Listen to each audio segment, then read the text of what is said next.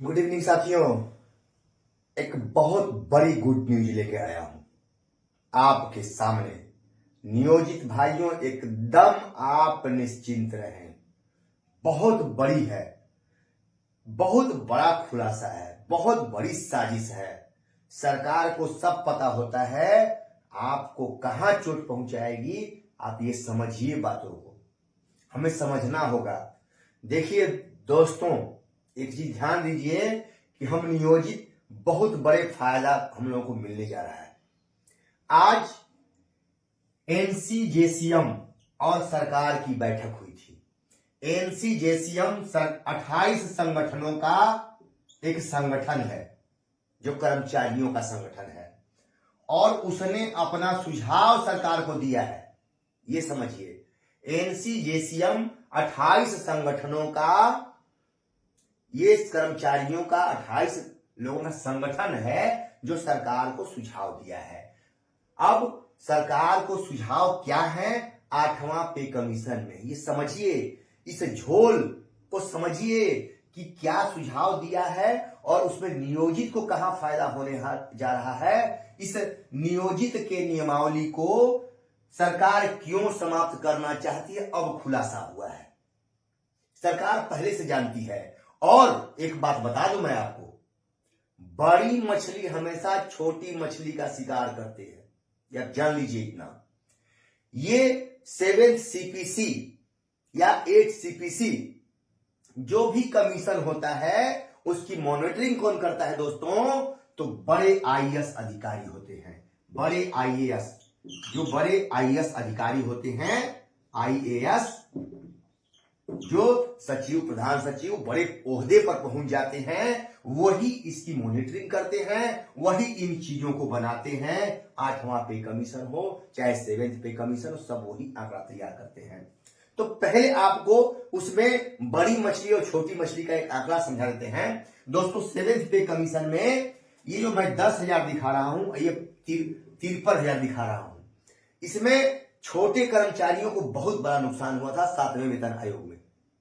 ये पेंशन है दोस्तों, जो छोटे कर्मचारियों को 10,000 पेंशन मिलता था, दिया गया, वही 53,000 पेंशन बड़े कर्मचारियों को दिया गया, जो आईएएस रैंक के वगैरह के होते हैं, उनको 53,000 यानी 5 गुना अंतर पेंशन में कर दिया गया था।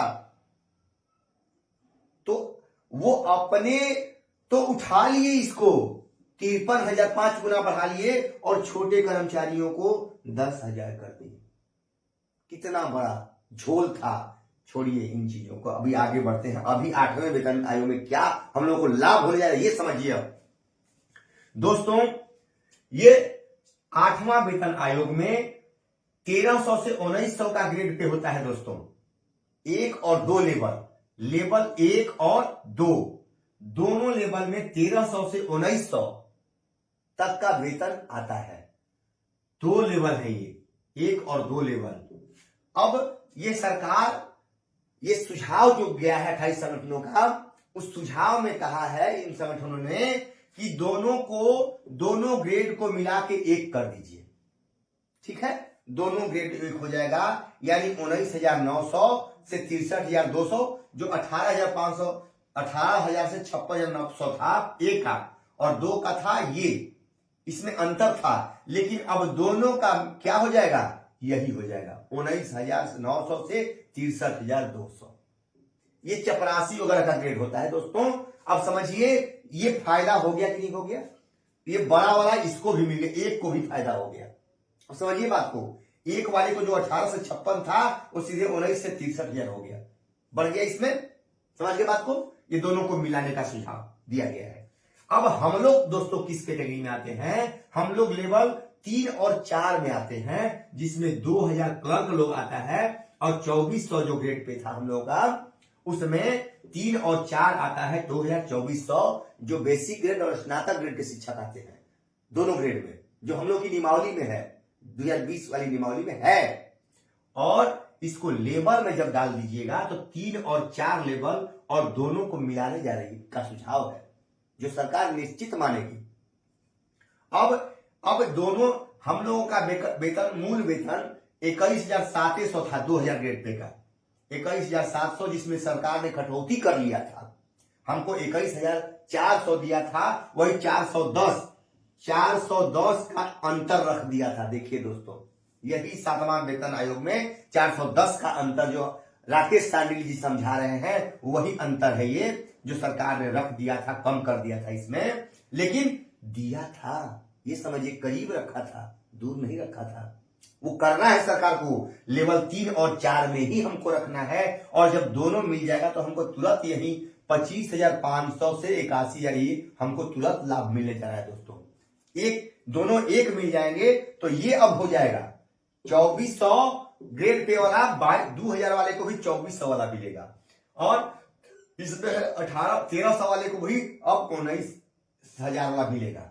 ठीक है, तो हम लोग यही फायदा में आ गए, समझ लीजिए इस चीज को।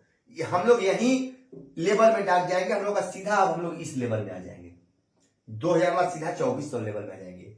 और दोस्तों जो 2800 का लेवल था वो अब कहां जाएगा दोस्तों, 4200 और 5 और 6 लेवल है, 4200 और 2800 को मिलाने का इसमें सुझाव है। अब 4200 वाला 2800 वाले का भी किसमें आ जाएगा, 35,400 मूल वेतन, 35,400 मूल वेतन हो जाएगा। 24 इसमें 2024 वाले का 25,500 हो जाएगा और 19,900 उनका हो जाएगा। दोस्तों समझिए, आप प्रमोशन जब करके इसमें आएंगे 2800 से 4200 वाले में, 2400 तो ऑलरेडी आपका हो जाएगा 8वें वेतन आयोग में, इसमें तो स्वयं आप आ जाएंगे। अब आप प्रमोशन करेंगे तो कहां जाएंगे, अब बेसिक और ये दोनों एक हो गया। अब आप प्रमोशन करके मेरे दोस्तों कहां जाएंगे, 2800 से 4200 वाले में, यानी 35,400 आपका मूल वेतन होगा। देखिए, यही आंकड़ा तो सरकार आप लोगों को से छुपा रही थी और आप लोग भाग गए विशिष्ट में। अरबों रुपया सरकार बचाई है आपसे, खरबों रुपया बचा ली है। यही आंकड़ा जो 8वां में होने जा रहा है, और समझौता है केंद्र और राज्य से कि जो लागू करेगा वो आपको देना है, राज्य सरकार को भी देना है। अब नियोजित पर लागू होगा कि नहीं ये सुन लीजिए। जब 7वां हमारे ऊपर लागू हुआ तो आप पर हमारे ऊपर 8वां क्यों नहीं लागू होगा, होना है, नियमावली में है, कोई माई का लाल रोक नहीं सकता है उसको। अब देखिए, अब जब ये आप जान गए दोस्तों, तो ये थोड़ा सा समझ लीजिए कि भाई आप जो है विशिष्ट भाई, आप इसके 5200 वाले में आप हैं ही नहीं। बात समझिए, राज्यकर्मी के वेतन में आप ये नहीं है। ये पूर्व से लेवल जो है आप में, ये अब जो कहते हैं कि ग्रेड पे खत्म, ठीक है, इसको खत्म मान लेते हैं, ग्रेड पे को खत्म मान लिए, ठीक है, आप लोगों की बात मैंने मान ली विशिष्ट वालों की, तो ठीक है भैया, ये तो लेवल में सेट कर दिया ना ग्रेड पे। ये ग्रेड पे कहां आ गया, 1-2 लेवल में आ गया, समझिए बात को, ये लेवल में शिफ्ट कर दिया है। ऐसा नहीं कि ये हवा में खत्म हो गया, इसका कोई मतलब है नहीं, ये चीज इस लेवल के रूप में आ गई। ये लेवल में इसको डाल दिया, फिक्स कर दिया, ये लेवल में इसको डाल दिया, तो हम तो यहां से घसक के यहां आ गए। लेकिन भाई विशिष्ट भाई से मैं पूछना चाहता हूं कि आप लोगों का फिक्स है 25,000, ये कोई लेवल है, किसी राज्य कर्मी वाले उठा के देखिए तो है लेवल, कोई नहीं है।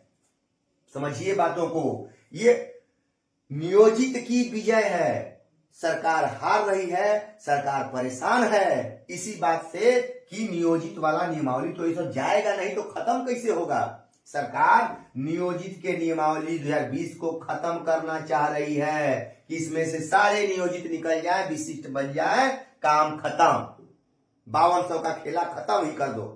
अब वो रहबे नहीं करेगा, कहानी खत्म, और 25,000 फिक्स रहेगा। तो इनको 7th पे लागू करेंगे, तो इसमें से किसी में अइबे नहीं करेगा तो लागू कहां से होगा। इनके अपने हिसाब से सरकार बैठाएगी, अपना अधिकार होगा शिकार का, सरकार का। वो 7th CPC से इनको मतलब, 8 CPC से इनको मतलब नहीं होगा, काम खत्म यहीं पे।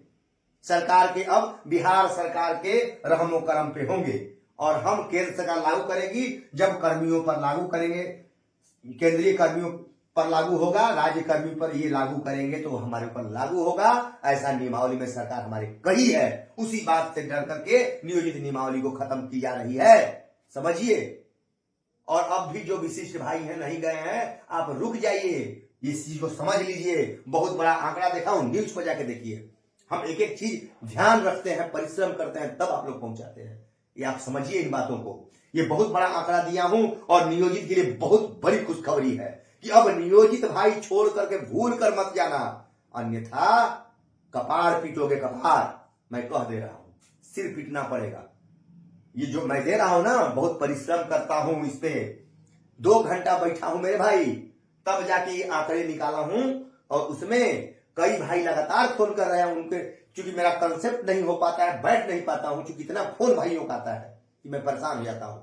लेकिन घबराइए मत, मैं उसी में से समय निकाल के, मेरे भाई राकेश सांडिली जी परिश्रम कर रहे हैं, उनको मैंने कहा कि इन आंकड़ों को बेहतरीन से समझाइए। हम तो समझा रहे हैं, लेकिन वो और अच्छे से समझाएंगे, क्योंकि उनके पास समय है। आप लोगों का फोन मैं छोड़ता नहीं हूं दोस्तों, इसलिए समय कम मिलता है। आप लोगों के प्रयास करता हूं कि आप लोगों का फोन मिस न होने पाए। बड़ी उम्मीद से आप हमको फोन करते हैं। तो दोस्तों, विद्यालय में आप फोन ना करें, आपसे रिक्वेस्ट है, हाथ जुड़िया है मेरा कि विद्यालय में कतई फोन न करें, कोई व्हाट्सएप पर चैटिंग नहीं करें। आप लोगों से रिक्वेस्ट है, बच्चों के भविष्य को उज्जवल बनाएं, उनका साथ दें। और हम यही चाहते हैं दोस्तों, फिर अगली कड़ी में आएंगे और ये आंकड़े को समझ ही लीजिएगा अच्छे से। नमस्कार साथियों।